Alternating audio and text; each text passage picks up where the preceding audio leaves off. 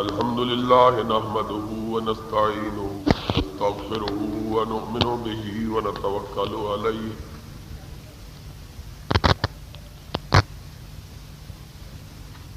ونعوذ بالله من شرور أنفسنا ومن سيئات أعمالنا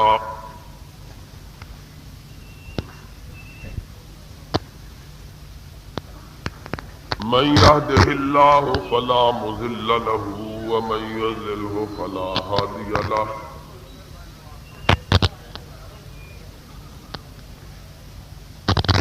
نشهد أن لا إله إلا الله ونشهد أن محمدا عبده ورسوله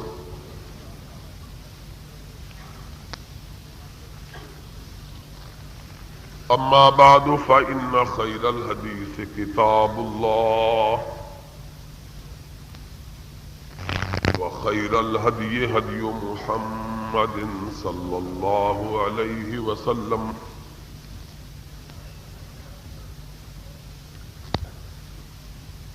وشر الأمور محدثاتها وكل محدثة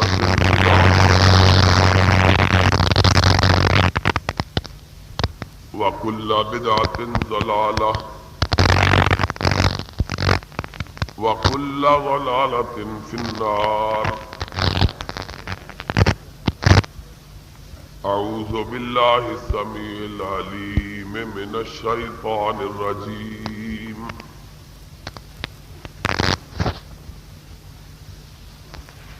بسم الله الرحمن الرحيم. ولقد كتبنا في الزبور من بعد الذكر أن الأرض يرثها عبادي الصالحون. حضرات،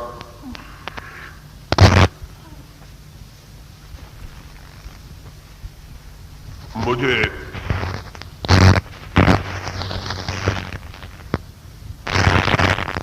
اس موسم میں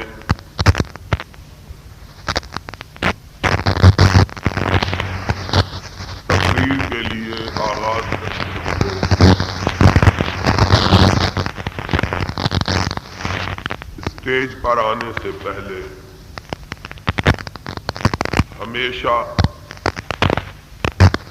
ہر جگہ پر یہ افسوسناک باتیں سننا پڑتی ہیں کہ گزشتہ دن جو گزرے ہیں وہ اس لحاظ سے بڑے ہی المناک، افسوسناک اور روح فرسا ہے کہ ان ایام میں ایک برگزیدہ شخصیت کی یاد کے نام پر بپا کی گئی مجلسوں کے اندر بے شمار اور لاتعداد ایسے لوگوں پر زبان تان دراز کی گئی کہ اگر ان کا وجود نہ ہوتا تو آج اسلام کی تاریخ اور اسلام کی مملکت کی یادیں ایسی نہ ہوتی جیسی آج موجود ہے، بلکہ اگر ان ہستیوں کو تاریخ اسلام سے حذف کر دیا جائے تو اسلام کی تاریخ کا آغاز ہی نہیں ہو سکتا، اور پھر ہر شہر میں، ہر بستی میں، ہر قریہ میں، ہر دہ میں، ہر قصبہ میں جہاں جہاں جانے کا اتفاق ہوا، ایک ہی قسم کی باتیں سننے میں آئی کہ نام تو جناب حسین رضی اللہ تعالی عنہ کا لیا جاتا رہا، لیکن انہیں گالیاں دی جاتی رہیں اور ان پر الزام رکھے جاتے رہے جو حسین کے باپ کے بھی دوست تھے اور حسین کے نانا کے بھی یار تھے. اور پھر کسی نے کہا ہے کیوں گردش مدام سے گھبرا نہ جائے دل، انسان ہوں پیالہ و ساغر نہیں ہوں میں. آدمی جب یہ بات سنتا ہے اس کے اندر ان نفوس قدسیہ کی محبت موجود ہوتی ہے، ان کا احترام اس کی رگوں میں موجزن ہوتا ہے، تو وہ ایسی باتیں سن کر متاثر ہوئے بغیر نہیں رہ سکتا. میں پچھلے مسلسل کئی روز سے سفروں میں ہوں، ملتان میں، کبھی فیصلہ آباد میں، کبھی راولپنڈی میں، کبھی گجرانوالہ میں، کبھی کہیں ہر جگہ سے ایک ہی قسم کی حکایات اور ایک ہی قسم کی روایات اور ایک ہی قسم کے افسانے اور ایک ہی قسم کے قصے اور ایک ہی قسم کی گالیاں اور ایک ہی قسم کے الزامات سننے میں آئے. نہ جانے دوستوں کو کیا ہو گیا ہے. کسی کی یاد کے منانے کا یہ طریقہ تو نہیں ہے کہ چند لوگوں کی یاد کے نام پر دوسرے لوگوں کو گالیاں دی جائیں اور بلا وجہ لوگوں کے جذبات کو مجروح کیا جائے، انہیں ٹھیس پہنچائی جائے اور اس سے کوئی نتیجہ بھی حاصل نہ ہو. میں جب بھی معاملے پر غور کرتا ہوں تو مجھے ان دونوں چیزوں کے اندر کوئی فطری اور غیر فطری مناسبت نظر نہیں آتی کہ حسین کی یاد میں ابو بکر کو گالی دینا کیوں کر جائز ہو سکتا ہے رضی اللہ تعالی. یہ بات میں نے اس لیے کہی ہے کہ فطری طور پر اور غیر فطری طور پر اس لیے کہ دور و نزدیک اس واقعے کا اس شخصیت گرامی سے کوئی تعلق جڑتا ہوا نظر نہیں آتا. نہ ان کے ساتھ، نہ فاروق اعظم کے ساتھ، نہ عثمان ذی النورین کے ساتھ، نہ طلحہ کے ساتھ، نہ زبیر کے ساتھ، نہ سعد ابن ابی وقاص کے ساتھ، نہ ابی عبیدہ ابن جراح کے ساتھ، نہ خالد ابن ولید کے ساتھ، نہ اور صحابہ کے ساتھ، ما سوائے اس بات کے کہ یہ سارے لوگ وہ تھے جنہوں نے اپنے جان اور اپنے مال قربان کر کے کائنات میں رحمت کائنات کے علم کو بلند کیا تھا. اور ان کا قصور کیا تھا؟ کوئی ہمیں یہ بات سمجھا دے تو ہم اس کی بات کو سمجھنے کے لیے، ماننے کے لیے تیار ہے. پروفیسر ساجد میر صاحب بھی بڑا زور لگا رہے تھے اپنی تقریر کے اندر کہ فلاں بات غلط ہے، فلاں بات صحیح ہے. اور میں سوچ رہا تھا اس بات کا اگر صحیح ہے یا غلط حسین کی شہادت سے کیا تعلق ہے. اور مجھے حقیقی بات یہ ہے کہ کبھی بھی یہ بات سمجھ میں نہیں آ سکی کہ ان ایام کے اندر جنہیں حسین کے ساتھ منسوب کیا جاتا ہے، ان ایام کے اندر ان لوگوں پر زبان تان دراز کرنے کی وجہ کیا ہے جو اس واقعے میں کسی طرح کے اندر، اس واقعے میں کسی طرح سے بھی ملوث نہیں تھے. بلکہ نہ صرف یہ کہ اس واقعے میں ان کا کسی قسم کا کوئی تعلق نہ تھا، بلکہ وہ اس واقعے کے رونما ہونے سے نصف صدی پہلے اپنے رب کے پاس جا چکے تھے۔ نہیں سمجھ آئی بات کی؟ اگر واقعہ کربلا کو بیان کرتے ہوئے، اس میں رنگ آمیزی کرتے ہوئے میر انیس اور دبیر کے افسانوں کو بیان کرتے ہوئے ان لوگوں کا تذکرہ کیا جائے جن کا کسی نہ کسی طور سے اس واقعے سے تعلق تھا، تو بات سمجھ میں آ سکتی ہے کہ بھائی ان کا اس واقعے سے تعلق تھا، اس لیے ان کا ذکر ہو رہا ہے۔ لیکن ان لوگوں کے تذکرے کا کیا معنی جو اس واقعے کے وقوع پذیر ہونے سے 50 سال پہلے اس دنیا سے رخصت ہو چکے تھے؟ کوئی پوچھے؟ صدیق اکبر رضی اللہ تعالی عنہ حسین کی شہادت سے 50 سال پہلے اپنے رب کے پاس جا چکے تھے۔ فاروق اعظم 40 برس پہلے اپنے رب کے پاس پہنچ چکے تھے۔ قریب ترین شخصیت مبارکہ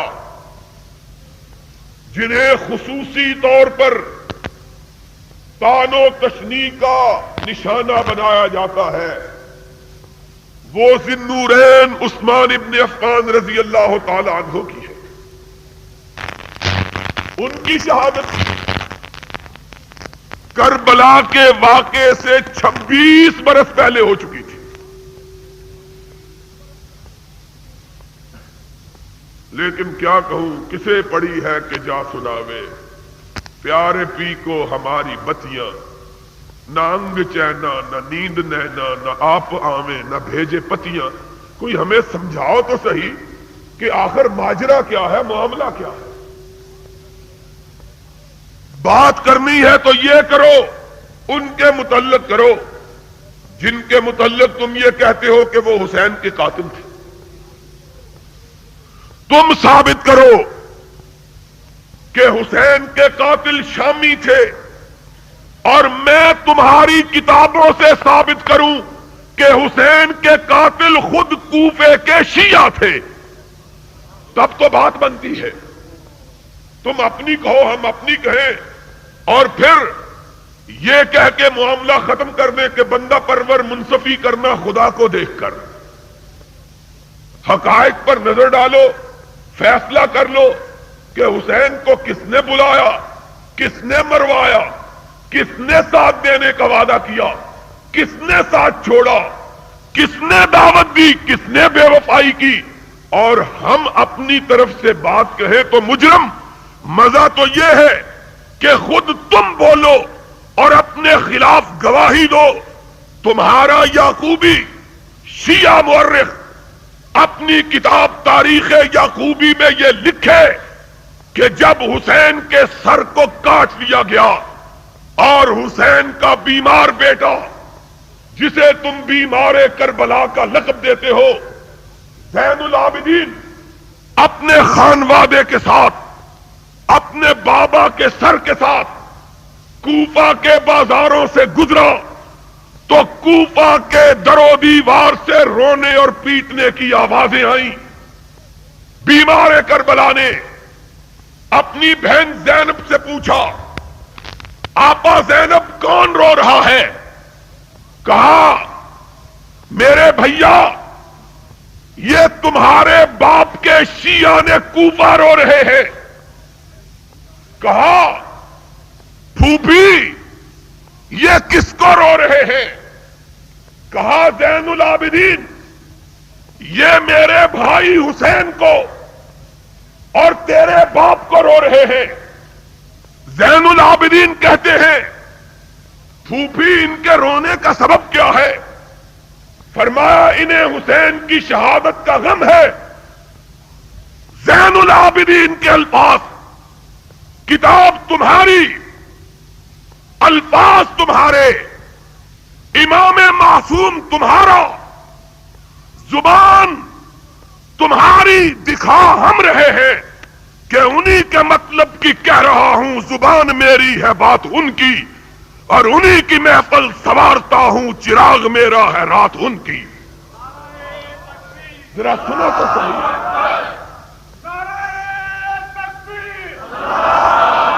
زین العابدین نے سر اٹھایا، کہا پھوپھی ان ہؤلاء یبکون فمن قتل ابی اذن ان لم یقتلوا، پھوپھی ان مکاروں کو کہو آج ماتم بند کرو، میرے باپ کو اگر تم نے نہیں مارا تو کائنات میں کسی دوسرے نے نہیں مارا ہے۔ اگر بات کرنی ہے حسین کے حوالے سے، تمہیں شوق ہے تو آؤ اپنی کتابیں اٹھا کے بات کرو، لیکن بات حسین کی شہادت کی ہوتی ہے، لے کے جاتے ہو صدیق پر۔ معاملہ کیا ہے، کس کا تعلق ہے؟ تم اپنی بات کہو، ہم تمہاری بات کہیں گے اور تمہاری کتابوں سے ثابت کریں گے۔ وہ کون تھے جنہوں نے کعبۃ اللہ میں پناہ گزین حسین کو اتنے خط لکھے کہ قاصد کو اٹھانے کے لیے انہیں اونٹوں پہ لادنا پڑا، اور جب حسین کے سامنے خطوط کا انبار لگایا گیا تو حسین نے پوچھا یہ کن کے خطوط ہیں؟ تو قاصد نے کہا حسین یہ تیرے شیعہ کے، تیرے بھائی کے شیعہ کے، تیرے باپ کے شیعہ کے خطوط ہیں۔ کہا انہوں نے کیا لکھا؟ کہا انہوں نے یزید کی بیعت سے انکار کر کے تجھ کو اپنا امام بنایا ہے اور تجھے بلایا ہے، آؤ فصل پک چکی، پھل تیار ہو چکے، اب کسی ہاتھ بڑھانے والے کی دیر ہے کہ آئے اور پکے ہوئے پھلوں کو اپنے ہاتھ سے اتار لے۔ حسین نے کہا اچھا اگر یہ معاملہ ہے میں خود نہیں جاتا، اپنے بڑے چچا کے بیٹے کہ عربی میں بڑے بھائی کو بھی باپ کے بڑے بھائی کو اور چھوٹے بھائی کو دونوں کو چچا ہی کہا جاتا ہے، وہ حسین کے بڑے چچا علی کے بڑے بھائی عقیل کے بیٹے مسلم کو روانہ کرتے ہیں، جاؤ جا کے معلوم کرو جو کچھ خطوں میں لکھا گیا ہے درست ہے کہ نادرست ہے، اور اگر لوگ واقعی ہمارے شیعہ، ہمارے بھیا کے شیعہ، ہمارے بابا کے شیعہ ہمارے ہاتھ پہ بیعت کے لیے تیار تو ہم ان کے پاس پہنچنے کو آمادہ ہیں۔ مسلم ابن عقیل گئے، تمہاری 8 کتابوں کا حوالہ، اعلام الورا طبرسی کی، الارشاد شیخ مفید کی، کشف الغمہ اربلی کی، حیات القلوب ملا باقر مجلسی کی، منتہی المقال مرزا عباس قمی کی، اور مقاتل الطالبین اصفہانی کی، 8 کے 8 شیعہ مورخ لکھتے ہیں مسلم ابن عقیل پہنچے کوفہ میں، جب پہلی رات گزاری 18,000 شیعہ نے حسین کی خاطر موت کی بیعت مسلم ابن عقیل کے ہاتھ پہ کی تھی ایک رات میں، اور چند دنوں کے اندر 1 لاکھ سے زیادہ آدمی حسین کی امامت پر مسلم ابن عقیل کے ہاتھ پر بیعت کر چکا تھا۔ مسلم ابن عقیل نے 1 سطر کا خط لکھا جسے تمام شیعہ مورخوں نے اپنی کتابوں میں نقل کیا، ان الثمار قد عینات فقدم والسلام، حسین سر تمہاری راہ میں قربان ہونے کے لیے تیار، آئیے اور امامت سنبھال لیجئے۔ حسین کن کے کہنے پہ چڑھے تھے؟ اور پھر ابن زیاد جب صرف 18 سپاہیوں کے ساتھ کوفہ کے دارالحکومت میں پہنچا تھا، یہ خبر پا کر کہ 1 لاکھ آدمیوں نے حسین کی خاطر بیعت کر لی، اور یارو دل زخمی ہے، کان تمہاری ہذیان کو سن کے پک گئے ہیں،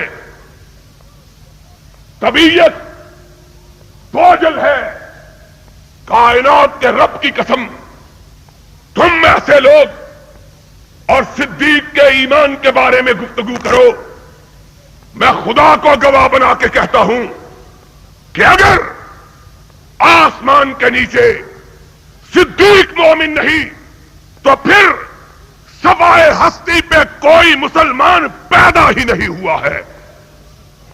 تم گفتگو کرتے ہو،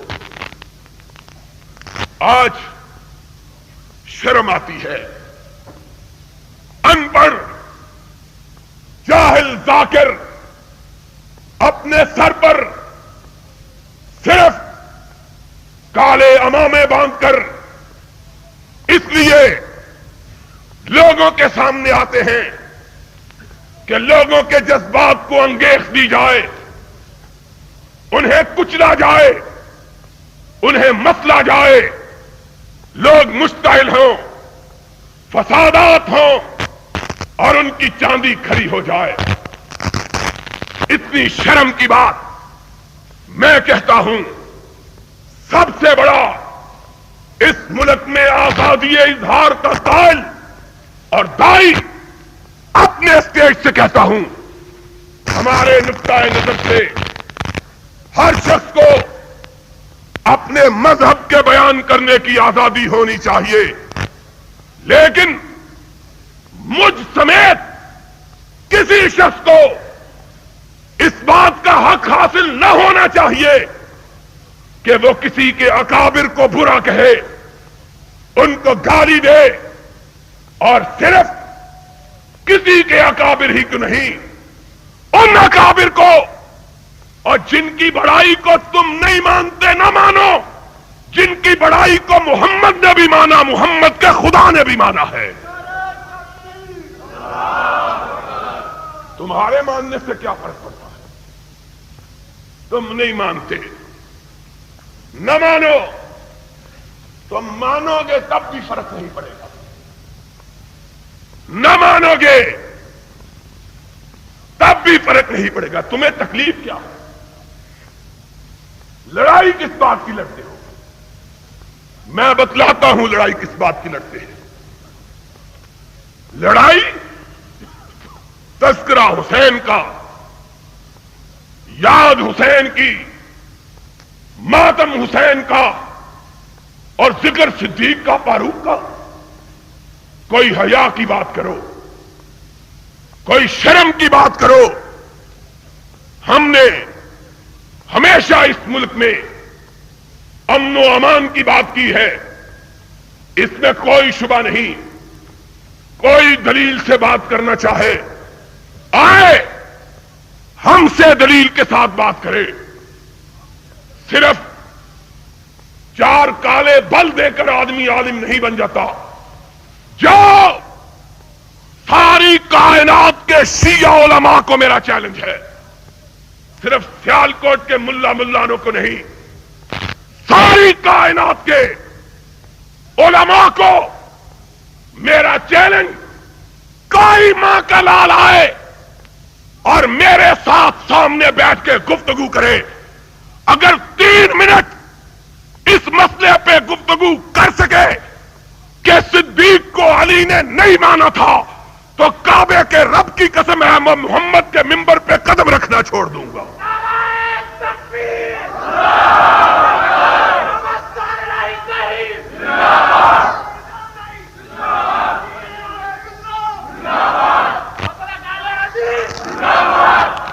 اگر کوئی چوڑا چنار نہیں مانتا نہ مانے، اس کے ماننے سے کیا فرق پڑتا ہے؟ تیرے ماننے سے بھی کوئی فرق نہیں، تیرے نہ ماننے سے بھی کوئی۔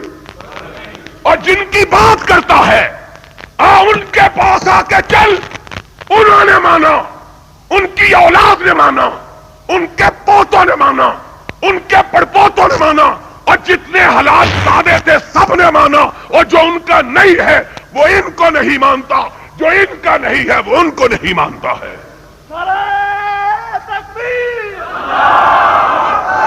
تیرے ماننے نہ ماننے سے کیا فرق پڑتا ہے؟ تیرے چاند پہ تھوکنے سے کوئی چاند گدلا ہو جائے گا؟ اگر کوئی نکلے ہوئے سورج کو اندھا اپنی آنکھیں بند کر کے کہتا ہے نہیں نکلا ہوا، ساری کائنات کہتی ہے نکلا، کہتا ہے مجھے تو نظر نہیں آتا، اس کو کہا جائے گا جا ڈس کے اسپتال جا کے اپنی آنکھوں کا آپریشن کروا۔ تجھ کو نظر نہیں آتا تو سورج کا قصور نہیں ہے، تیرے نظر نہ آنے سے سورج تو نہیں چھپ جائے گا۔ عجیب بات کرتے ہیں۔ کاش یہ ساجد میر بھی بڑا سازشی آدمی ہے، اس موضوع پہ جلسہ رکھنا تھا تو کسی آرام کے دن رکھتا، ہر روز ہم تھکے ہوئے لوگ، تم دعا کرو اللہ بولنے کی توفیق عطا فرما دے۔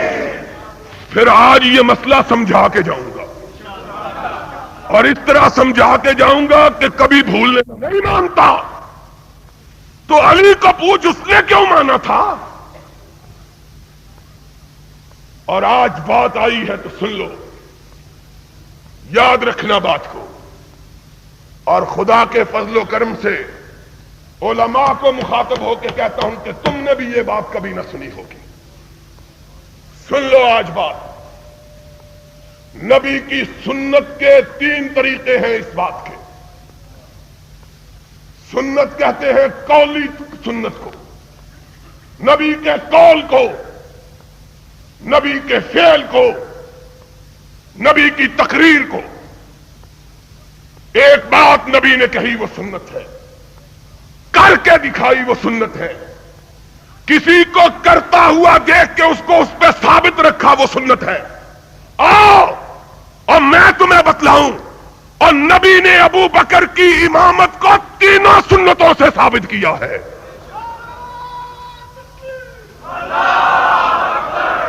قولی سے بھی ثابت کیا، فعلی سے بھی ثابت کیا، تقریر سے بھی ثابت کیا۔ غشی تاری صحابہ مسجد نبوی میں دم بخود بہتے حجرہ عائشہ کی طرف دیکھ رہے ہیں، اس کے حجرے کی طرف دیکھ رہے ہیں جس کا نام تجھ کو گوارا نہیں ہے، اس کے حجرے کی طرف کہ قرآن نے جس کو مومنوں کی ماں کہا ہے، اور جو اس کو ماں نہیں کہتا وہ مومن نہیں ہے، اور جو مومن ہے عائشہ اس کی ماں ہے۔ اور آواز ٹوٹ جاتی ہے، دل شکستہ ہو جاتا ہے۔ آج اندر سے کوئی آواز نہیں آ رہی، نہ جانے میرے آقا پہ کیا بیت گئی ہے۔ صحابہ منتظر، آہیں کراہوں میں اور سسکیاں چیخوں میں تبدیل ہونے لگی۔ اللہ، آج کیا وجہ ہے کہ کونین کا تاجدار ہماری امامت کے لیے نہیں آ رہا؟ سرور کائنات بیماری کے عالم میں اپنے بستر پہ تشریف فرما، امہات المومنین گرد میں بیٹھی ہیں، آقا نے آنکھ کھولی۔ آقا، صحابہ آپ کی آمد کے منتظر، اور بلال کئی دفعہ آواز دے چکا، صدا دے چکا ہے الصلاۃ۔ نگاہ اٹھائی، فرمایا مروا ابا بکر فلیصلی بالناس، جاؤ اور فیصلہ آج اسی بات پہ کر لو۔ کب کہا، کس کو کہا اور کیا کہا؟ بنو ہاشم کے لوگ موجود ہیں، اپنے داماد موجود ہیں، اپنے چچا کے بیٹے موجود ہیں، عقیل موجود ہے، علی موجود ہے، ابن عباس موجود ہے، فضیل موجود ہے، اور تو اور رسول کا باپ موجود ہے، وہ باپ جس کے متعلق آقا کائنات نے کہا تھا ان عباس امی سن وہ ابھی، عباس میرا چچا ہی نہیں محمد کا باپ بھی ہے۔ اور وہ عباس جب جنگ بدر میں قیدی تھا اور قیدیوں کے ساتھ بنا ہوا تھا تو صحابہ کہتے ہیں ہم نے آقا کے خیمے پہ نگاہ ڈالی، دیکھا کہ آقا کے خیمے سے سسکیوں کی آواز آ رہی ہے۔ لوگ اجازت پا کے حضور میں حاضر ہوئے، یا رسول اللہ آپ اور آپ کی آنکھوں میں آنسو۔ فرمایا میرا چچا عباس قیدیوں میں بندھا ہوا ہے، محمد کو چین کیسے آ سکتا ہے؟ وہ چچا عباس ایمان لا چکا، اسلام قبول کر چکا، اور سرور کائنات کے دست مبارک سے خلعت فاخرہ حاصل کر چکا۔ صرف چچا ہی نہیں، بنو ہاشم کا سردار بھی۔ اور کیا کہوں، تمہاری روایات کے مطابق حسن بھی موجود ہے، حسین بھی، لیکن امامت کے لیے میرے آقا تو نے پکارا تو کس کو پکارا؟ یہ سارے موجود، کہاں مرو ابا بکر فلیصلی بالناس، جاؤ میرے چچا عباس کو کہو، میرے داماد علی کو کہو، میری دو بیٹیوں کے شوہر عثمان کو کہو، میرے لختے جگر حسن کو کہو، فاطمہ کے جگر گوشہ حسین کو کہو، تم پیچھے کھڑے ہو جاؤ، عائشہ کا باپ آگے کھڑا ہو جائے۔ مرو ابا بکر فلیصلی بالناس، جاؤ ابو بکر کو کہو آگے کھڑا۔ اور کس کی مجال ہے کہ دم مارو؟ کوئی اعتراض کر کے دیکھے تو صحیح، اور اعتراض کرنا تھا تو اس دن کرتے، کیوں نہیں کہا؟ آقا کس کو آگے کھڑے کر رہے ہو؟ کون بولے؟ کس کی مجال ہے کہ لفظ شائی کرے؟ اور صدیقہ بولی، میں نے کہا کہ بولی نہیں، عرش والے نے بلوایا تاکہ بات پکی ہو جائے۔ کہا یا رسول اللہ کسی اور کو کہہ دیجیے۔ نگاہ اٹھائی، فرمایا لا ينبغي لقوم ان يكون فيهم ابو بکر ان يؤمهم غيره، ابو بکر کے ہوتے ہوئے کوئی دوسرا محمد کے مصلی پہ کھڑا ہونے کی جرت کر سکتا ہی نہیں ہے۔ مرو ابا بکر فلیصلی بالناس، جاؤ میرے صدیق کو کھڑا کرو۔ ہائے ہائے، تیسری مرتبہ پھر خدا نے کہلوایا، آقا کسی اور کا مسئلہ کس طرح پکا کر رہا ہے؟ کہا یا اب اللہ والمؤمنون الا ابا بکر، فرش والے بھی نہیں مانتے، عرش والا بھی نہیں مانتا، نہ فرش والے مانے نہ عرش والا مانے، تو اکیلے ابو بکر کو مانے۔ جاؤ ابو بکر کو کہو میرے مسلح امامت پہ کھڑا ہو جائے۔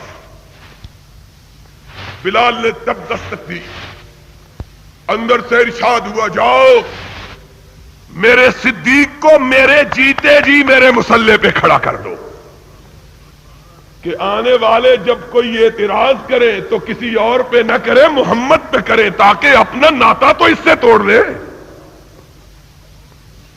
اعتراض کرنا ہے تو اس پہ کرو۔ اور سنو، قولی سنت یہاں ثابت ہوئی، اور صدیق کی امامت کے لیے محمد کی تینوں سنتیں اکٹھی ہو رہی ہیں. کھڑے ہو گئے, ارشاد ہوا مجھ کو اٹھاؤ. آقا کیا بات ہے؟ فرمایا میں بنو ہاشم کو دیکھوں میرے ابو بکر کے پیچھے ہیں کہ نہیں ہیں, میں دیکھوں تو صحیح کہ پیچھے کون رہا ہے. کون ہے جس نے حکم سے سرتابی کی؟ کون جو میرے کھڑے ہوئے کو نہیں مانتا؟ جس کو میں نے آگے کیا ہے کون ہے جو اس کا پیچھے کرتا ہے؟ دیکھوں تو صحیح. آقا کائنات اٹھائے گئے, حجرہ عائشہ سے قدم باہر رکھا, صفوں پہ نگاہ ڈالی, آسمان کی طرف رخ کیا, چہرہ گلنار ہو گیا. اللہ تیرا شکر, اپنے جیتے جیتے اپنی امت کو ایک امین کے سپرد کر کے جا رہا ہوں. باہر نکلے اور کونین کا تاجدار سچا نبی تھا. باہر نکلا, صحن مسجد خوشبو سے مہک اٹھا کہ محمد کریم آئے اور خوشبو نہ پھیلے. صحابہ نے خوشبو سونگھی, حدیث کے الفاظ کھنکارنا شروع کیا تاکہ ابو بکر کو پتا چل جائے کہ امام اعظم آ گئے ہیں, تاکہ صدیق کو پتا چل جائے کہ امام اعظم آ گئے, پیچھے ہٹ جائے. خوشبو صدیق نے بھی سون لی اور پیچھے ہٹنے لگے.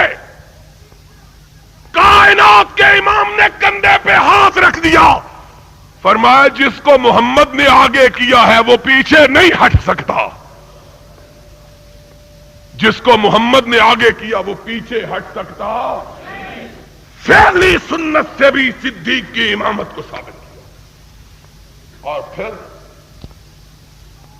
اس سے بھی آگے نماز جاری رکھو. محمد نے بھی اسی صف میں کھڑے ہو کے نماز کی نیت باندھ لی جس صف میں صدیق کھڑا تھا.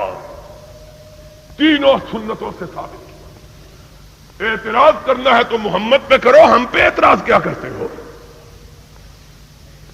ان پہ کرو جس نے آگے کیا ہے, یا ان تین اماموں پہ کرو جس نے آگے اس کو کھڑا کیا جانا مان لیا ہے. تین اماموں نے مانا. علی پیچھے کھڑے, حسین اور بولو حسین, حسن, اور تمہارا عقیدہ یہ ہے کہ ان کی پشتوں میں باقی 9 بھی زندہ تھے. اگر باقی 9 بھی زندہ تھے تو 12 کے 12 جس کے پیچھے کھڑے ہیں, تمہیں اس کے پیچھے کھڑے ہوتے ہوئے کیا تکلیف ہوتی ہے؟ جس کے پیچھے 12 معصوم کھڑے, تمہیں اس کے پیچھے کھڑے ہونے میں کیا ہے؟ بات کیا کرتے ہو؟ ذکر کرتے ہو یزید کا, ذکر کرتے ہو حسین کا, اور پہنچتے ہو صدیق پر. ذکر کرنا ہے تو اپنے ان بے وفاؤں کا کرو جو 1 لاکھ سے اور 18 کو دیکھ کے بھاگ نکلے. جو 1 لاکھ سے اور 18 کو دیکھ کر اٹھاؤ اپنی تاریخ کی 11 کتابوں کو. 1 2 4 کی بات نہیں, تمہاری 11 کتابوں کا حوالہ. تذکرۃ الائمہ 8 کا نام پہلے لیا, 3 کا اور سن لو. تذکرۃ الائمہ کا حوالہ, جلاء العیون کا حوالہ, حیات القلوب کا حوالہ, 11 کتابوں کا حوالہ اٹھاؤ تاریخ کی کتاب. اور 12ویں کتاب کے تمہارے 12 امام ہماری طرف سے تحفہ کے طور پر وصول کرو. مروج الذات شیعہ مورخ مسعودی کی کتاب, 12ویں کتاب, اس کو اٹھاؤ. دیکھو کیا لکھتا ہے کہ جب ابن زیاد 18 آدمیوں کو لے کر کوپے میں پہنچا. لاکھ کے لاکھ مسلم ابن عقیل کے ساتھ کھڑے کھسکنے لگے. مسلم ابن عقیل نے کہا بھاگتے کیوں ہو؟ کہنے لگے 18 مسلح آدمی آگے ہیں. اس طرح کہ جس گاؤں کے بزدل لوگوں پر رات کی تاریکی میں ایک چور نے نقب لگائی، سارا گاؤں جاگ اٹھا. چور کے تعاقب کی ہمت نہ ہوئی. صبح مولانا ساجد میر جیسا کوئی سادہ آدمی آیا. اس نے پوچھا سارے ماتم کر رہے ہو، کیا ہو گیا ہے؟ کہنے لگے رات کو ہم پر حملہ ہو گیا. کس نے حملہ کیا؟ چور آیا، سارے گاؤں کو لوٹ کے لے گیا. اور تم سارے گاؤں والے کیا کر رہے تھے؟ کہنے لگے پروفیسر صاحب ہم سارے گاؤں والے اکیلے اور چور اور لاٹھی 2 جنے، ہم مقابلہ کیسے کرتے؟ اور دور کوئی توپوں کا، راکٹوں کا اور ایئر کرافٹوں کا، ہیلی کاپٹروں کا نہیں، تلواروں کا اور تیروں کا. ان 18 کے پاس بھی تلواریں اور ان لاکھ کے پاس بھی تلواریں. تمہارے مفید نے لکھا 18 کو دیکھا بھاگنے لگے. مسلم ابن عقیل نے مڑ کے دیکھا باقی صرف 32 آدمی رہ گئے. کہا تم 32 بھی ڈٹ جاؤ تو آج کوفہ کے گورنر ہاؤس پہ قبضہ. کہنے لگے قبضے کی بات ہے تو چلو پھر آگے کرتے ہیں. مسلم ابن عقیل آگے بڑھا، پیچھے سے 32 بھی بھاگ گئے. اور جاؤ ماتم کرنا ہے تو اپنا کرو، رونا ہے تو اپنے کیے پہ روو، ندامت ہے تو اپنے گناہوں پہ ندامت کا اظہار کرو. ہم نہ حسین کو بلانے والے نہ حسین کو لٹوانے والے. ہم سے کیا کہتے ہو؟ بلایا بھی تم نے، لٹوایا بھی تم نے، کٹوایا بھی تم نے، حسین کے خیموں کو جلوایا بھی تم نے. تم نے کیا کیا؟ اور حسین کے بھائی کو مروایا بھی تم نے. اور تم نے لکھا وہی کوفہ جس میں رات دن یا حسین کے نعرے لگتے تھے، آج اس کوفہ کے گھر والوں نے اپنی کنڈیاں لگا لی کہ کہیں مسلم ابن عقیل غلطی سے ہمارے گھر نہ آ جائے. اس کوفہ میں حسین کا چچا زاد بھائی، حسین کا سفیر گلیوں میں اندھیرے بھاگتا پھرتا ہے، کوئی اس کو پناہ دینے کے لیے تیار ہے. اور ایک گلی میں ٹھوکر لگی، سامنے کے چاروں دانت ٹوٹ کے گر پڑے، منہ سے خون کا فوارہ چھوٹا. ایک دروازے پہ دستک دی، رات کا پچھلا پہر. گھر والوں نے دروازہ کھولا، کہا ایک زخمی اجنبی مسافر کو پانی پلا دو. شیعہ علی پوچھتا ہے تو کون ہے؟ کہا میں حسین کا چچے کا بیٹا، حسین کا سفیر. پانی کی بجائے وہ اپنے گھر کے کواڑ بند کر لیتا ہے، کہتا ہے جلدی سے بھاگ جاؤ، ابن زیاد کو پتہ نہ چلے کہ تم ہمارے گھر پہ آئے تھے. وہ تذکرہ کرنا ہے تو ان کا کرو یا اس بڑھیا کا کرو کہ مسلم ابن عقیل جب ٹھوکریں کھاتا اس کے گھر پہنچا، حسین کا نام سن کر اس کی آنکھوں میں آنسو آ گئے. اس نے دروازہ کھولا، مسلم ابن عقیل کو اندر بلایا، پانی پلایا، خون سے پیالہ بھر گیا، مرہم پٹی کی. اس کی کھٹک سے اس بڑھیا کا بیٹا جاگ پڑا. بڑھیا نے مسلم ابن عقیل کو چھپانا چاہا، لیکن بیٹے کی نگاہ پڑ گئی. کہنے لگا اماں کون ہے؟ کہنے لگی تجھ کو میرے دودھ کی قسم ہے نہ پوچھنا. کہنے لگا اماں بتلا دو مجھے تیرے دودھ کی قسم ہے میں تجھ سے وفا کروں گا.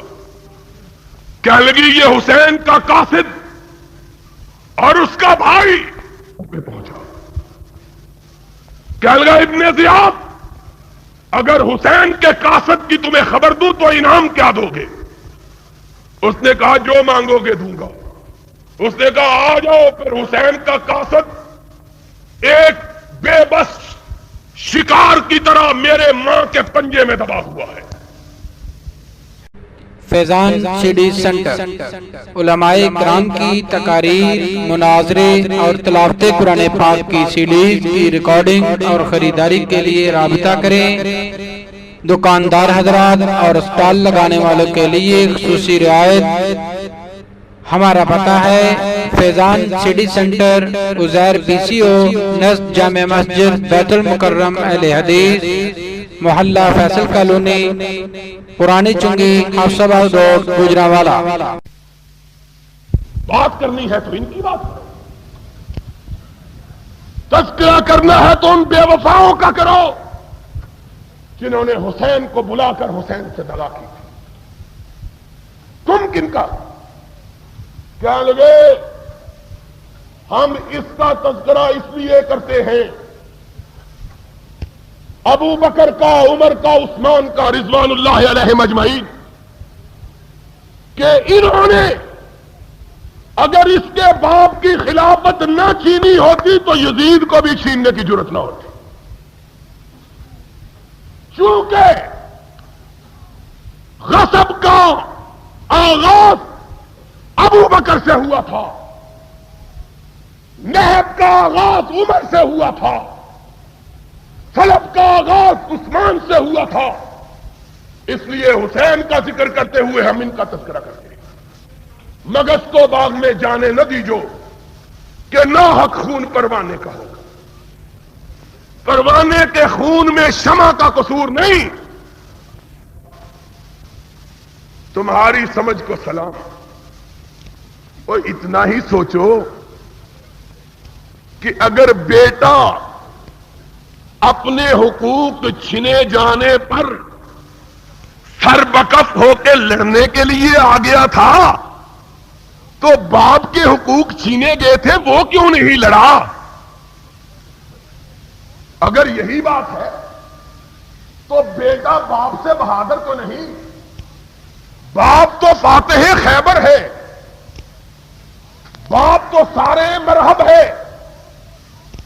باپ تو لاپتہ الا علی ہے، اور باپ تو تلوار ذوالفقار کا مالک ہے، اور باپ تو اتنا بہادر ہے کہ ملا نعمت اللہ الجزائری کے الفاظ میں کہ خیبر کے دن جب مرحب کے سر پر اپنی تلوار مارتا ہے تو تلوار مرحب کو سر سے کاٹتی ہوئی پیروں سے نکل جاتی ہے، لیکن علی کی قوت شمشیر اور بازوئے حیدری کا زور کا عالم یہ تھا کہ قدموں کو کاٹ کے تلوار رکی نہیں. ملا جی پھر کیا ہوا؟ کہا تلوار نے قدموں کو کاٹا پھر پہلی زمین کو کاٹ گئی، پھر دوسری زمین کو کاٹ گئی، پھر تیسری، پھر چوتھی، پھر پانچویں، پھر چھٹی، پھر تلوار نہ ہو گئی ہائیڈروجن بم ہو گیا ہے. جو اتنا بہادر تھا کہ اس کی تلوار ساتوں زمینوں کو. اور یارو بات آ گئی ہے تو ان قصہ گوؤں کے قصے سن لو. یہ ان کی حدیث ہے،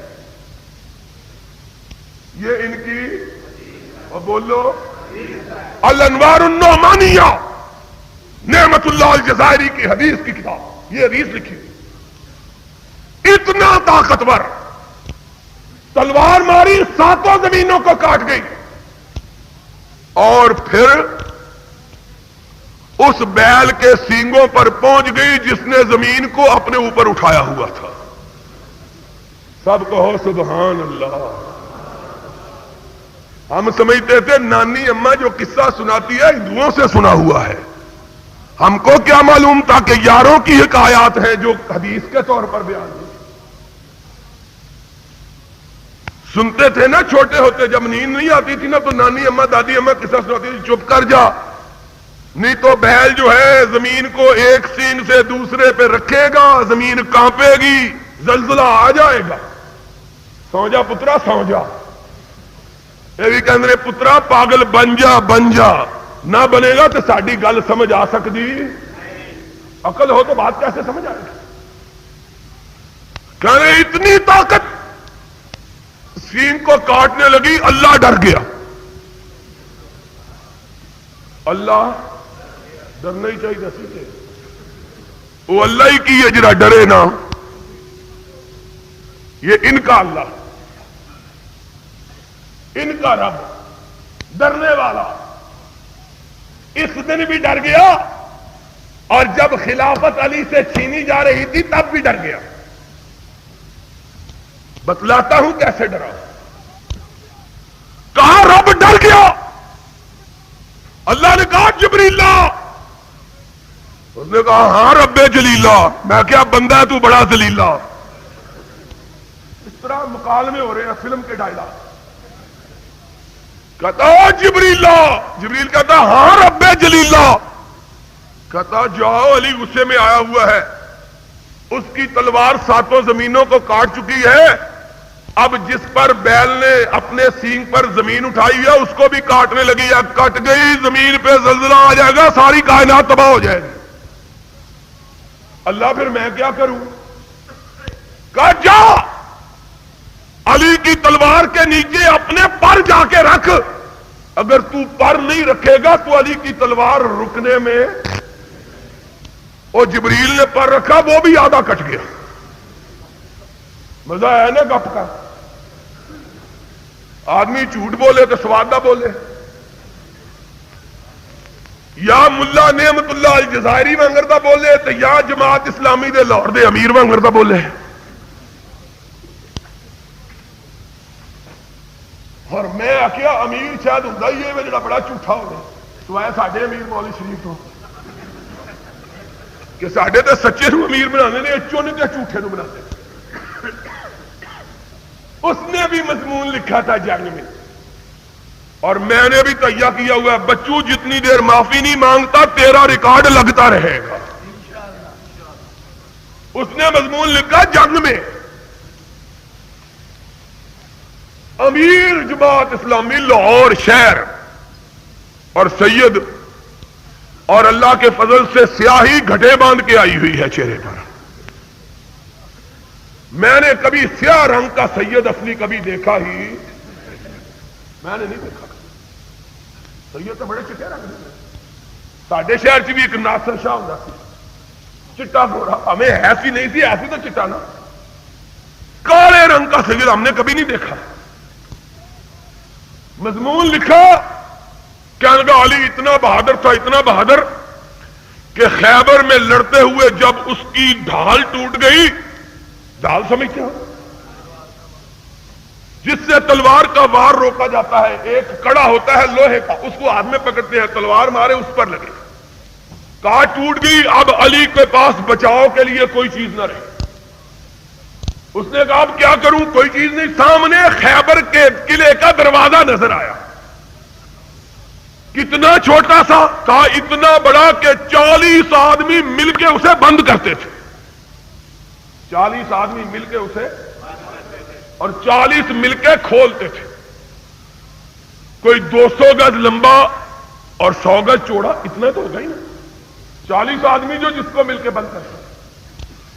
اب ذرا امیر المومنین، یہ چھوٹا امیر المومنین ہے اور بڑے امیر المومنین سے جھوٹ سیکھا ہوا ہے نا، کہتا ہے علی کی نگاہ پڑی دروازے پر، کہا تو کوئی چیز نہیں، دروازہ یا کنڈے پہ ہاتھ نکال ڈالا اور پھر ایک دفعہ جھٹکا دیا، سارا دروازہ اکھڑ کے ہاتھ میں آ گیا۔ اب علی نے ڈھال کی بجائے دروازے کو آگے کر کے لڑنا شروع کر دیا۔ میرا بیٹا اس وقت چھوٹا ہوتا تھا 3 سال پہلے.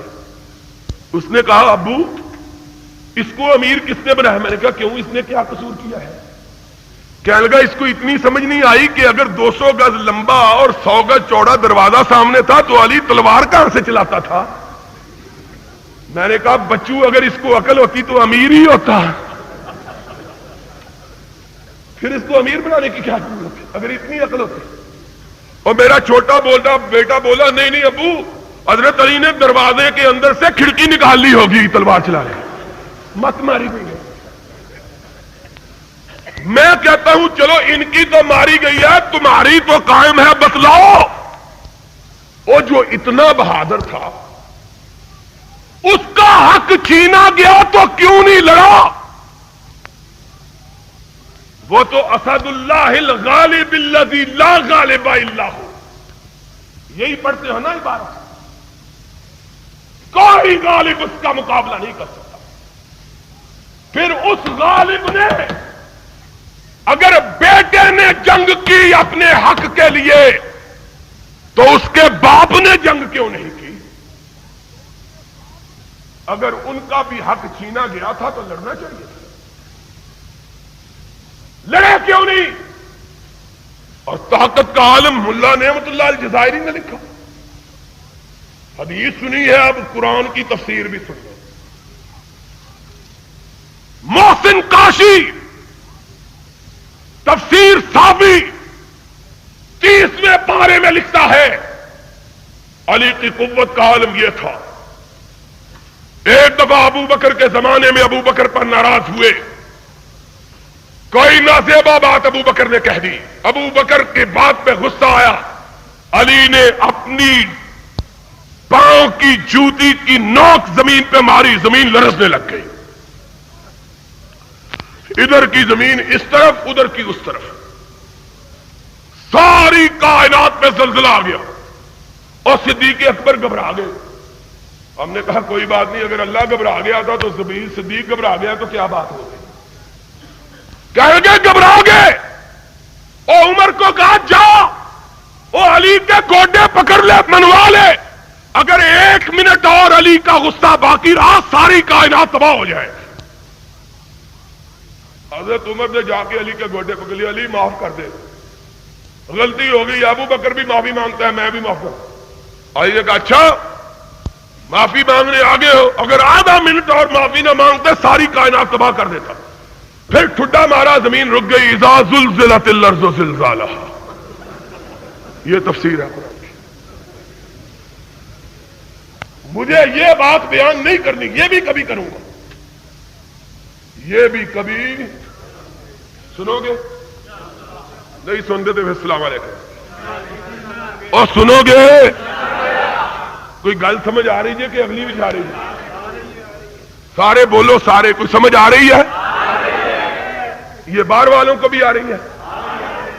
یہ بیچارے پناہ گیروں کا بھی کوئی خیال کرو، باہر ہی کھلوتے دلے. سنو، کہتے ہیں باپ کے حقوق غصب ہوئے تھے. میں کہتا ہوں اگر بیٹے کا حق غصب ہوا تو بیٹا لڑنے کو تیار ہو گیا.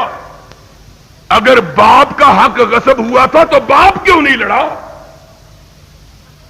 باپ کیوں نہیں لڑا؟ باپ تو شیر خدا تھا، اسد اللہ الغالب تھا، صاحب ذوالفقار تھا، لا فتح کا مالک تھا. اور تم نے یہیں پہ بس نہیں کی، تم نے کہا لولا عود علی لمستقام للاسلام عمود، اگر علی نہ ہوتے تو محمد کی دعوت کامیاب ہی نہیں ہو سکتی تھی. میں کہتا ہوں اتنا طاقتور انسان وہ کیوں نہیں لڑا؟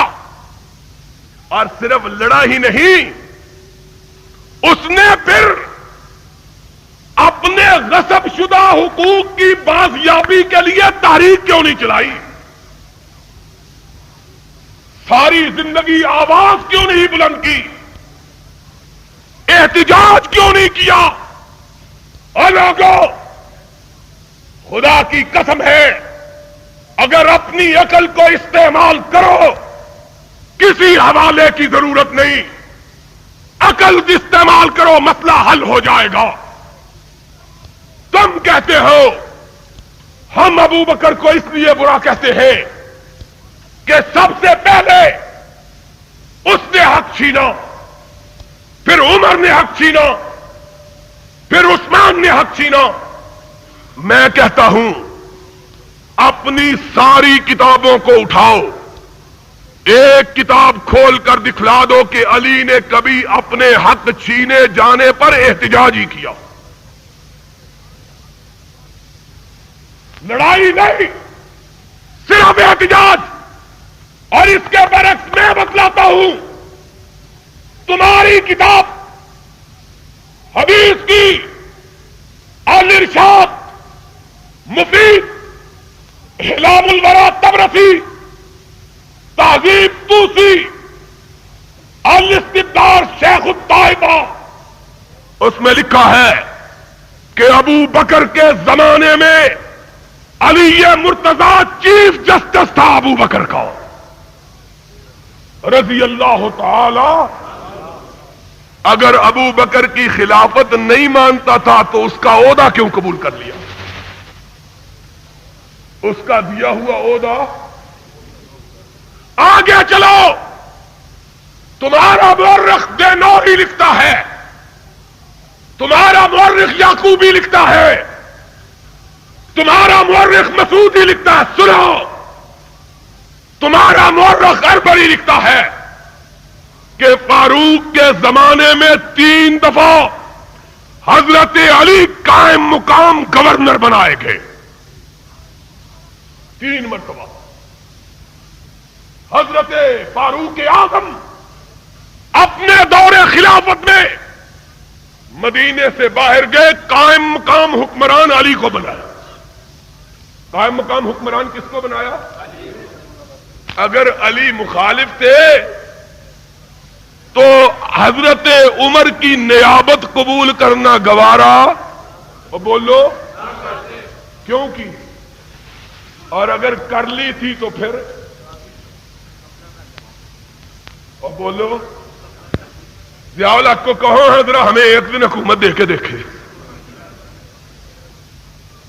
شب ہما شب اس کے فردہ نمی کنے، ایک رات دے پھر یا یہ پار یا ہم پار، ایک دن دے کے دیکھے تو صحیح۔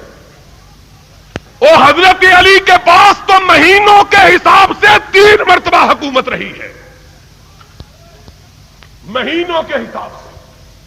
اگر علی مرتضی رضی اللہ تعالی عنہ فاروق کو غاصب سمجھتے یا حکومت قبول نہ کرتے، اور اگر حکومت قبول کر لی تھی تو پھر تختہ الٹ کے خود مالک، دونوں باتیں نہیں کی۔ تم سچے کہ تمہارا امام معصوم سچا، علی سچا ہے، تم جھوٹ بولتے ہو۔ اور پھر اس کے بھی آگے چلو، اگر عثمان غاصب تھے رضی اللہ تعالی عنہ تو علی، اگر علی مرتضی رضی اللہ تعالی عنہ فاروق کو غاصب سمجھتے یا حکومت قبول نہ کرتے، اور اگر حکومت قبول کر لی تھی تو پھر تختہ الٹ کے خود مالک، دونوں باتیں نہیں کی۔ تم سچے کہ تمہارا امام معصوم سچا، علی سچا ہے، تم جھوٹ بولتے ہو۔ اور پھر اس کے بھی آگے چلو، اگر عثمان غاصب تھے رضی اللہ تعالی عنہ تو علی ان کی خلافت کے 11 برس تک ان کے وزیر اعظم کی حیثیت سے کام کرتے رہے۔ اگر مخالف تھے تو ان کی وزارت قبول کرنا درست، اور تم نے کیا سمجھا ہے؟ کیا علی مرتضی حق سے مسافہ کرنا گوارا نہیں کیا ہے ہم نے؟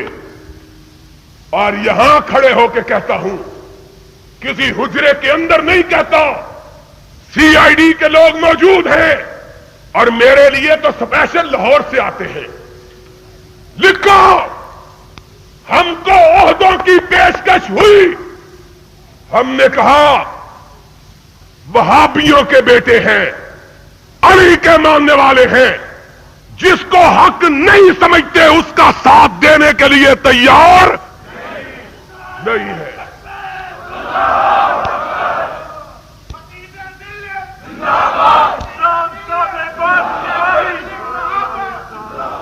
ہم حقیر ترین انسان جن کی کوئی قدر و قیمت نہیں، سن 80 میں 81 میں آخری مسافہ ضیاء الحق سے جنوری کے اندر کعبے میں کیا، جب اس کے ساتھ طائف کی سربراہی کانفرنس میں میں گیا تھا۔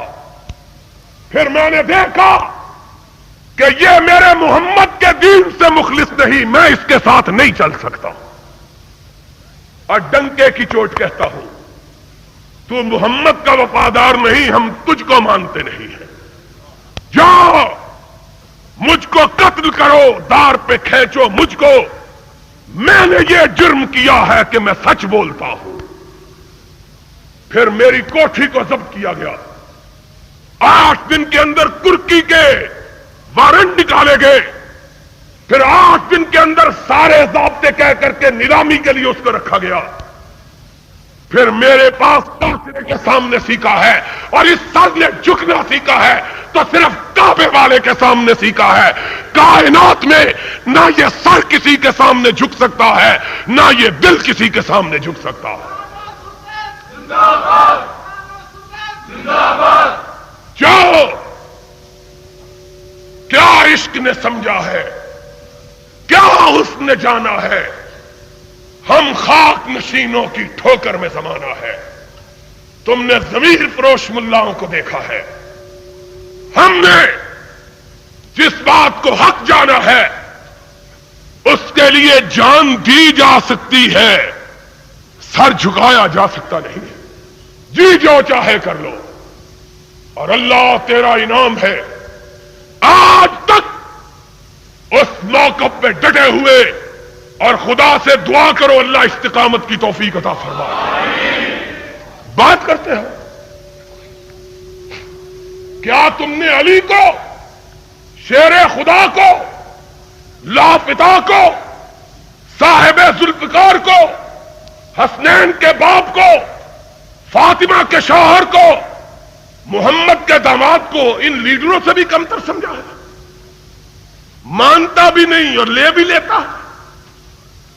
میرا ایمان یہ ہے، علی وہ شخصیت تھی کہ اگر ایک چیز اس کے خلاف ہوتی ساری کائنات اپنی جگہ سے ٹل سکتی تھی، ابھی علی اپنی جگہ سے نہیں ہل سکتا۔ تم علی کا نام لے کر علی کی توہین کرتے ہو، کہتے ہو علی مانتا بھی نہیں تھا، عہدے بھی قبول کر لیے تھے۔ اور عہدے قبول کرنے والوں کو کیا کہتے ہو؟ جو مانتے اوپر سے نہ مانتے ہو، اندر سے عہدے قبول کر لیتے ہو، کیا بی ٹیم، اور ان کو کیا کہتے ہو؟ Be team. یہ حکومت کی بی ٹیم ہے، اور پھر جب آتی ہے بی ٹیم کہتی ہے شیم، شرم کرو، بی ٹیم بنے۔ تم معاذ اللہ علی کو کیا کہتے ہو؟ ہمارا عقیدہ یہ ہے، علی مرتضی صدیق اکبر کے زمانے میں قاضی القضات تب بنے کہ صدیق کی امامت کو مانتے تھے، صدیق کی امامت کو۔ فاروق کے زمانے میں نائب حکمران تب بنے جب فاروق کو حکمران مانتے تھے، عثمان کے وزیر تب بنے جب عثمان کو امیر مانتے تھے۔ اگر نہ مانتے تو ان کے عہدے قبول کرنے کی ضرورت ہے۔ جاؤ پھر علی سے پوچھ لو علی کیا کہتا ہے. علی سے پوچھو تمہاری کتاب غارات سخوی کی 2 صدی ہجری کا تمہارا آدمی ہے.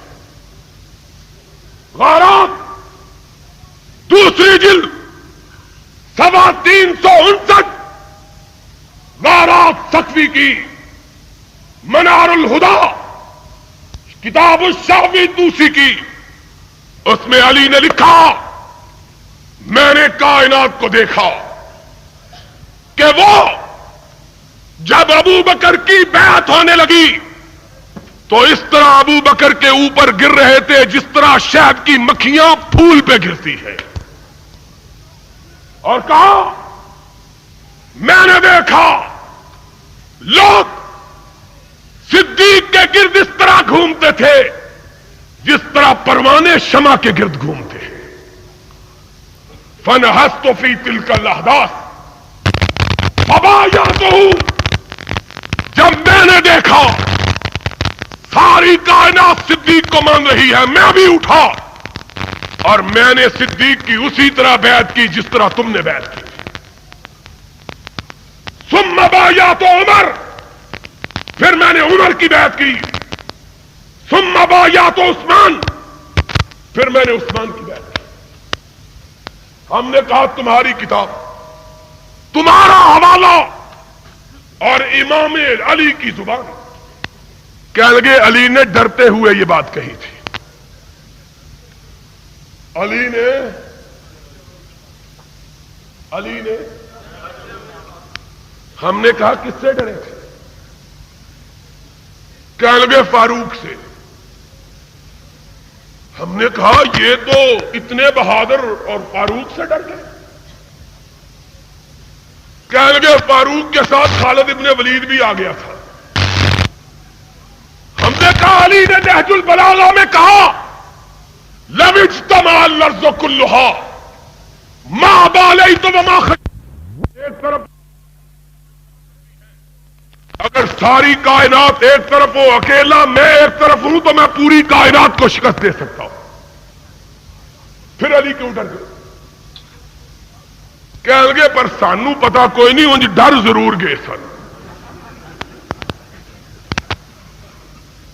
ہم نے کہا چلو ان کی زندگی میں ڈر گئے تھے ان کے مرنے کے بعد کیا ڈر تھا؟ کہا مرنے کے بعد کیا ہوا؟ ہم نے کہا شیعہ کی 12 کتابیں اور سنیو جاؤ کربلا کا ماتم کرنے والے کسی ذاکر کو کہو اور کربلا کے 72 شہیدوں کا نام لیتا ہے لوگوں کے بیٹوں کا تذکرہ کرتا ہے آن کا ذکر کرتا ہے محمد کا ذکر کرتا ہے عباس علمدار کا تذکرہ کرتا ہے عقیل کے بیٹوں کا تذکرہ کرتا ہے اور تمیمی کا ذکر کرتا ہے وہ علی کے بیٹوں کا تذکرہ کیوں نہیں کرتا؟ اور کربلا کے 72 ناموں کو اٹھاؤ کہ اس میں کن کن کے نام ہیں.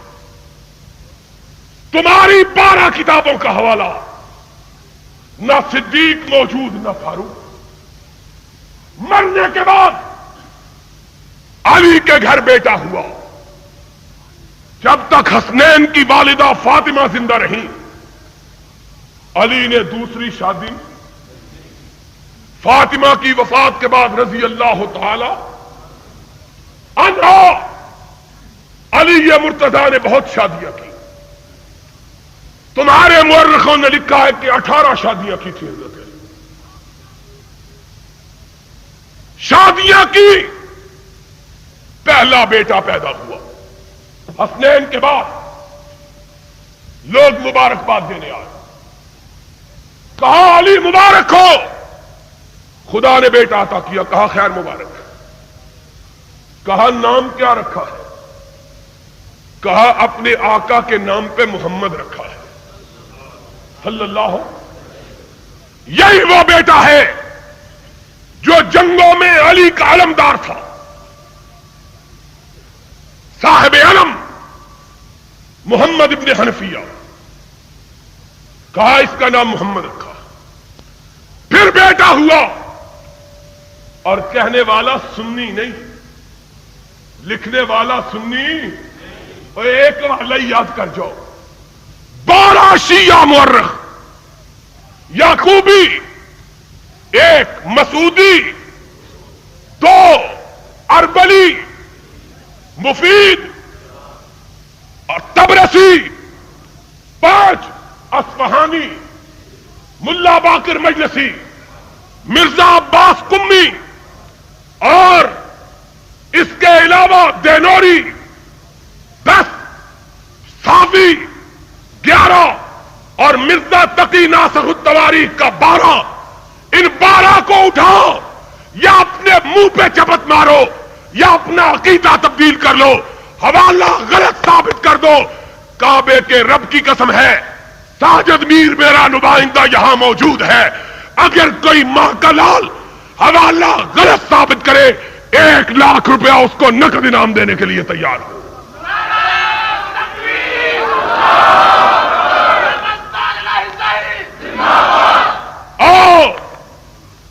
کوئی ماں کا لال اٹھے اور تمہارے جیسے ٹٹ پونجیے نہیں جس نے کبھی لاکھ روپیہ ہی نہیں دیکھا. میں کہتا ہوں یہ سینکڑوں ٹیپ ریکارڈیں گواہ ہیں.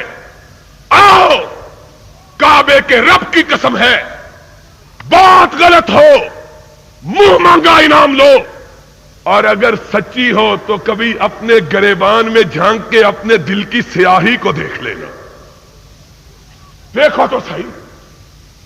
دوسرا بیٹا ہوا، لوگ مبارکباد دینے آئے، علی مبارک ہو، رب نے بیٹا عطا کیا. کہا خیر مبارک. کہا بیٹے کا نام کیا رکھا ہے؟ کہا محمد کے نام کے بعد ابو بکر کے سوا کوئی نام جچتا ہی نہیں ہے، کوئی دوسرا نام. پھر تیسرا بیٹا ہوا، اس کا نام عمر رکھا. پھر چوتھا ہوا، اس کا نام عثمان رکھا. پھر 5واں ہوا، اس کا نام اپنے چچا کے نام پہ عباس رکھا. کہنے والے نے کہا اخرتا امک عباس یا علی، علی اپنے چچا عباس کو ان کے پیچھے کر دیا ہے، غیروں کو آگے چچا کو پیچھے. کہا اخرتہ کما اخرہ اللہ، اور میں نے اس کو پیچھے نہیں کیا، میرے رب نے ان کو اس کے پیچھے کر دیا ہے. بات کیا کرتا ہے؟ آگے چل، یہی کتابیں. پھر حسن کے گھر بیٹا ہوا، پہلا بیٹا باپ کی خدمت میں لے کے آیا. بابا، رب نے بیٹا عطا کیا ہے. اٹھایا، پیار کیا. بابا اس کا نام رکھ دو. کہا اس کا نام بھی میں نے حسن رکھا کہ آقا کا رکھا ہوا نام مجھے بڑا پیارا لگتا ہے. حسن مسنہ کے نام سے مشہور ہوا. پھر بیٹا ہوا، اور سنا، یا اپنا منہ کالا کر لو یا اپنی تاریخ کے اوراق کو پھاڑ کر جلا دو یا اپنے عقیدے کو تبدیل کر دو. پھر بیٹا ہوا. کہا بابا بیٹا ہوا، اس کا نام کیا رکھو؟ کہا ابو بکر سے پیارا نام مجھے کوئی لگتا ہی نہیں ہے. پوتے کا نام ابو بکر رکھا. پھر حسن کے گھر تیسرا بیٹا ہوا، اس کا نام عمر رکھا. پھر حسن کے گھر چوتھا بیٹا ہوا، اس کا نام عثمان رکھا. اور پھر حسین کے گھر بیٹا، حسین کے گھر بیٹا، پہلے بیٹے کا نام علی رکھا. پھر دوسرا بیٹا ہوا، اس کا نام ابو بکر رکھا. پھر حسین کے گھر تیسرا بیٹا ہوا، اس کا نام عمر رکھا. پھر حسین کے گھر چوتھا بیٹا ہوا، اس کا نام عثمان رکھا. اور جاؤ ان پگڑی والوں کو کہو، اور 72 مقتولوں کے نام لیتے ہو، اور ان میں یہ تو بتلاؤ علی کے کتنے بیٹے، حسن کے کتنے بیٹے، حسین کے کتنے بیٹے تھے، اور ان کے نام کیا تھے. اور غیروں کے بیٹوں کا نام لیتے ہو، علی کے بیٹوں کا نام کیوں نہیں لیتے؟ حسین کے بیٹوں کا نام کیوں نہیں لیتے؟ اس لیے نہیں لیتے کہ نام لیں گے تو ابو بکر آئے گا، نام لیں گے تو عمر آئے گا، نام لیں گے تو عثمان آئے گا، پیٹنے والے چونک جائیں گے کہ علی کے گھرانے میں اتنے ابو بکر کہاں سے آ گئے، وہ علی کے گھرانے میں اتنے عمر کہاں سے آ گئے، علی کے گھرانے میں اتنے عثمان۔ اور اگر ان سے محبت نہ تھی تو ان کے مرنے کے بعد اپنے بیٹوں کے نام ان کے نام پہ کیوں رکھے تھے؟ بولو، کیا کبھی کسی نے دشمنوں کے نام پہ بھی اپنے بیٹوں کا نام رکھا ہے؟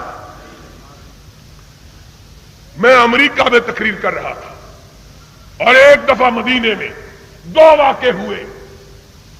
ڈیٹرائٹ ایک بہت بڑا مشیگن امریکہ کی اسٹیٹ ہے، اس کا ایک بڑا شہر ہے ڈیٹرائٹ، اس کی یونیورسٹی میں میری تقریر تھی 2 برس پہلے۔ میں تقریر کر رہا تھا، ایک اٹھ کے کھڑا ہو گیا، کیا لگا جناب؟ میں نے کہا کیا بات ہے؟ کیا لگا آپ جو بات بیان کر رہے ہیں؟ میں نے کہا غلط ہے۔ کیا لگا ہے تو ٹھیک۔ میں نے کہا پھر تکلیف کیا ہوئی ہے؟ کیا لگا ایک بات بیان کرنا چاہتا ہوں۔ میں نے کہا کیا؟ کہنے لگا علی نے یہ سمجھایا تھا کہ نام میں کچھ نہیں رکھا ہوتا، جس کا جی چاہے نام رکھ دو۔ میں نے کہا پھر تم کیوں نہیں رکھتے ہو؟ اگر علی نے یہ بتلایا تھا کہ نام میں کچھ نہیں رکھا ہوتا تو تم کیوں نہیں رکھتے؟ پھر چہرہ لٹک گیا، کہنے لگا اس کا جواب میں پوچھ کے بتلاؤں گا۔ میں نے کہا اگر نام میں کچھ نہیں تم کیوں نہیں رکھتے؟ کبھی کسی نے دشمنوں کے نام پر بھی بیٹوں کے نام رکھے؟ تم نے کیا سمجھا ہے علی کو؟ اور نام نہ رکھے بلکہ اپنی بیٹی بھی عمر کو عطا کر دی۔ تمہاری 17 کتابوں کا حوالہ، اور 1 2 4 کی بات نہیں، فاطمہ الزہرا کی لخت جگر علی کی بیٹی کا رشتہ جب فاروق نے مانگا تو علی نے کہا جاؤ چچا عباس عمر کو کہہ دو کہ عمر نے میری بیٹی کا رشتہ مانگا، میں بغیر شرط کے اس رشتے کو قبول کرتا ہوں۔ کہتے ہیں یہ بھی ڈرتے ہوئے رشتہ دے دیا۔ شرم کرو، تم نے علی کو پنجاب کے دیہاتیوں سے بھی زیادہ معاذ اللہ بزدل سمجھا۔ مر جانا بندہ گوارا کر لے، دشمن کو بیٹی دینا گوارا کیا سمجھا ہوا؟ اصل میں یہ سازش صرف نبی کے صحابہ کے خلاف سازش نہیں بلکہ نبی کے گھرانے کے خلاف بھی سازش ہے۔ اہل بیت کا نام لے کر صرف محمد کے صحابہ پر تان نہیں توڑا جاتا بلکہ محمد کے صحابہ کا نام لیا جاتا ہے، حقیقت میں اسلام کی ساری برگزیدہ ہستیوں کو قابل تان گردانا جاتا ہے۔ مگر نا اس سے اور کیا مقصد ہے کہ معاذ اللہ علی کو اتنا بے ہمت ثابت کیا جائے کہ کوئی لڑکی لے لے تب بھی کوئی بات نہیں، خلافت لے لے تب بھی کوئی بات نہیں، اور ان کے مرنے کے بعد بھی ڈرتا ہے، اپنے بیٹوں کے نام بھی ان کے نام پہ رکھتے۔ معلوم ہوتا ہے کہ تم جھوٹ بولتے ہو، علی سچا تھا، تم بزدل ہو، علی بہادر تھا۔ علی نے اس کی خلافت کو حق سمجھا جس کو محمد نے خلیفہ بنایا تھا صلی اللہ ہو، ورنہ بات کیا تھی؟ اور لوگوں آج ایمان کی بات یہ ہے کہ دل زخموں سے چور ہے، لیکن ہم اتنے الگ واقعات کو سننے کے باوجود بالکل یہ نہیں چاہتے کہ فتنے اور فساد کی آگ کو بھڑکایا جائے، لیکن اتنا ضرور کہتے ہیں خدا کا خوف کرو، تاریخ کو مسخ کرنے کی جسارت بند کرو، وگرنہ یاد رکھو جب تک کائنات میں ایک اہل حدیث کا فرزند زندہ ہے تمہارے جھوٹ کو اجاگر کرتا رہے گا، اور محمد کے صحابہ کا دفاع کرتا رہے گا۔